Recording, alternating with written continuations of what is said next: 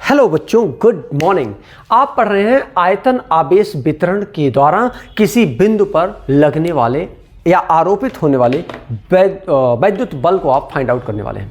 Previous lecture में हमने किसी सरफेस, किसी पृष्ठ के द्वारा किसी बाह्य बिंदु पर लगने वाले बल को फाइंड आउट किया था। उसके भी प्रीवियस लेक्चर में हमने डिस्कशन किया था कि किसी लीनियर चार्ज डिस्ट्रीब्यूशन के द्वारा जो बल आरोपित होगा उस पर डिस्कशन किया था।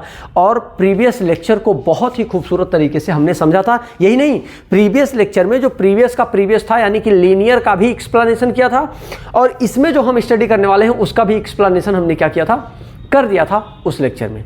तो कंटिन्यू करते हैं।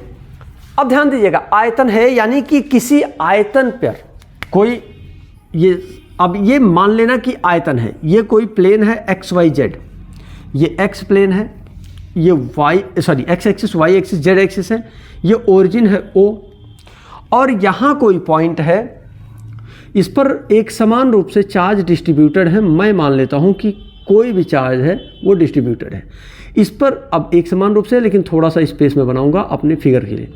और यहाँ एक बिंदु है ए, यहाँ कोई बिंदु ए है, और इस बिंदु के द्वारा ये बाह्य बिंदु कोई बी है, और इस पर कोई चार्ज क्यू है, इस पर बल लगाया जा रहा है। तो इसके द्वारा जो बल लगेगा उसका आकलन हमको करना है, यानी कि फाइंड आउट करना है उसको कि कितना होगा। ध्यान से देखो, ये है फिगर, ये है वॉल्यूम चार्ज डिस्ट्रीब्यूशन, यानी कि इस वॉल्यूम में जितना चार्ज है, मैं मान लेता हूँ इस वॉल्यूम में कितना चार्ज है, डी क्यू चार्ज है। क्या मान लिया मैंने कि डी क्यू चार्ज है। इस डी क्यू के द्वारा इस क्यू पर लगने वाले बल को आपको फाइंड आउट करना है। और मैं मान लेता हूँ ये डिस्टेंस क्या है, R1, इसको मान लेते हैं वेक्टर R1, और ये है वेक्टर R। ये है पॉइंट ए, ये है पॉइंट बी। ए के द्वारा बी पर लगने वाले बल को आपको फाइंड आउट करना है। मान लेते हैं इसका जो आप पृष्ठीय आवेश घनत्व है, चार्ज डेंसिटी, इसका चार्ज डेंसिटी, ध्यान दीजिएगा, लीनियर जो चार्ज डेंसिटी आपने कहा था, लीनियर आवेश घनत्व जो कहा था, वो कहा था आपने क्या है, जल्दी बोलो, लैम्डा। वहीं जब आपने सेकेंड लेक्चर देखा, यानी कि नेक्स्ट लेक्चर, प्रीवियस लेक्चर में आपने कहा था कि जो पृष्ठीय आवेश घनत्व होता है वो होता है सिग्मा, और वहीं हम कहते हैं कि यहाँ जो चार्ज डेंसिटी होगा वो क्या होगा, रो। इतना मान लीजिएगा। और इस रो, इस चार्ज डेंसिटी पे जितना क्या होगा, चार्ज होगा, उस पर, उससे इस पर बी पर यानी क्यू पर लगने वाले बल को आपको फाइंड आउट करना है। क्लियरिटी आ रही? क्लियरिटी आ गई? कितनी बात करने वाले हैं अब हम? थोड़ा सा प्रीवियस लेक्चर एक्सप्लेन तो कर दिया, पर प्रीवियस लेक्चर और उसका भी प्रीवियस, यानी लीनियर और वॉल्यूम आपको देखना, लीनियर और सरफेस आपको देखना बहुत जरूरी है। क्यों? क्योंकि इसमें बहुत हम ब्रीफली नहीं जाने वाले, ठीक है ना। डायरेक्ट हम लिखेंगे कि अगर हम कहें कि जो ए बी की वैल्यू है वो क्या होगी, वो होगी ओ बी माइनस ओ ए, और अगर ओ बी की बात करें तो R1 माइनस आर होगी। सही है? क्लियर है? अब यहां जो फोर्स काम करेगा, आप जानते हैं कि फोर्स क्या होता है, 1/4 पाई epsilon not Q1 Q2 upon R square, यही होता है। अगर आप किसी वेक्टर फॉर्म में आते हैं तो ये R क्यूब हो जाता है और ये हो जाता है वेक्टर R। लेकिन ध्यान रहे, ये वेक्टर R क्यूब जो होता है वो मैग्नीट्यूड ऑफ वेक्टर R का क्यूब होता है। ऐसे ही अगर आप प्रीवियस लेक्चर की बात करें या किसी की बात करें तो यहाँ जो फोर्स निकलेगा वो DF होगा।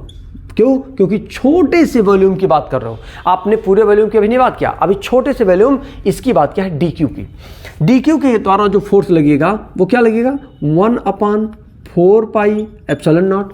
Q1 यानी एक है, Q दूसरा क्या है, DQ चार्ज, 1/4 Q1 Q2 अपान R क्यूब, यानी कि R स्क्वायर होता है, यूनिट फॉर्म में जाता है तो R क्यूब हो जाता है, यानी कि R क्यूब। डिस्टेंस क्या है यहाँ, जल्दी चेक करो, यहाँ है R1 minus R, vector R का होल क्यूब इंटू यहाँ क्या होगा, vector R1 minus vector R। सही है इतना?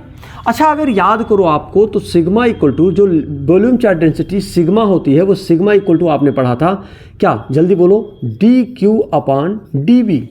अगर हम यहाँ DQ की बात करें कि DQ क्या आएगा, तो DQ आएगा रो DV। सही है?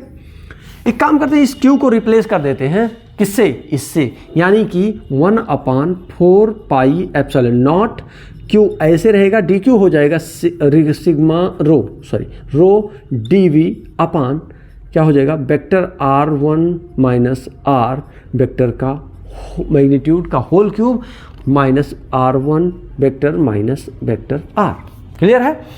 अगर हम देखें इसके लिए संपूर्ण पृष्ठ की बात करें, संपूर्ण आयतन की बात करें, संपूर्ण आयतन की बात करें तो क्या करें, इसको ये df है यानी कि इंटीग्रेट कर देना चाहिए। क्या करना चाहिए हमको, इंटीग्रेट। अगर आप इसको इंटीग्रेट करते हैं तो आपको मिल जाएगा वेक्टर f इक्वल टू मिल जाएगा 1/4 पाई एप्सिलॉन नॉट। इसका तो कोई इंटीग्रेशन नहीं होना है, q का भी इंटीग्रेशन नहीं होना है। क्यों, क्योंकि ये कांस्टेंट है, ये तो वैल्यू चेंज नहीं हो रही। चेंज क्या हो रही है, रो डी भी चेंज हो रहा है, वो चेंज होगा। क्या वॉल्यूम इंटीग्रेशन होगा, क्या होगा, वॉल्यूम इंटीग्रेशन इक्वल टू क्या हो जाएगा, सिग्मा, और मिल जाएगा आपको अपान vector r1 minus r vector का होल मैग्नीट्यूड का होल क्यूब, और यहाँ मिलेगा आपको vector r minus vector r। ठीक है ना, वेक्टर r1 माइनस r। इसको आगे लिख देते हैं, क्या लिखेंगे, vector r1 minus vector r, और किसके साथ हो रहा है, वॉल्यूम के साथ, यानी dv। वॉल्यूम इंटीग्रेशन है तो किसके साथ होगा, d। इतना न्यूटन का बल ये आरोपित करेगा, इतना न्यूटन का बल यह आरोपित करेगा। अच्छा, ये इतना शॉर्ट में कैसे, इतना आसानी से, बहुत जल्दी में हमने कैसे सिखा दिया, क्यों, क्योंकि प्रीवियस पहले लेक्चर को, दूसरे लेक्चर को बहुत ब्रीफली हमने एक्सप्लेन किया है।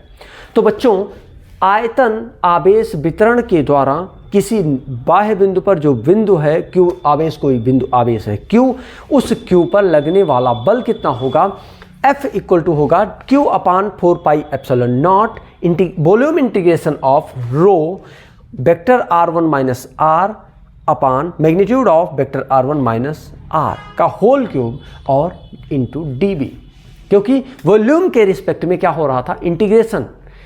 समझ में आ रहा है। तो इस तरीके से आप ब्रीफली, अगर ये थोड़ा सा भी नहीं समझ में आया हो तो ये प्रीवियस 2 लेक्चर जरूर देखिएगा इसको ब्रीफली समझने के लिए। और आप लगातार फॉलो कर रहे हैं, अपने नॉलेज को बढ़ा रहे हैं और अपने फ्रेंड के साथ शेयर भी कर रहे हैं। इसके लिए दिल की गहराइयों से बहुत बहुत धन्यवाद।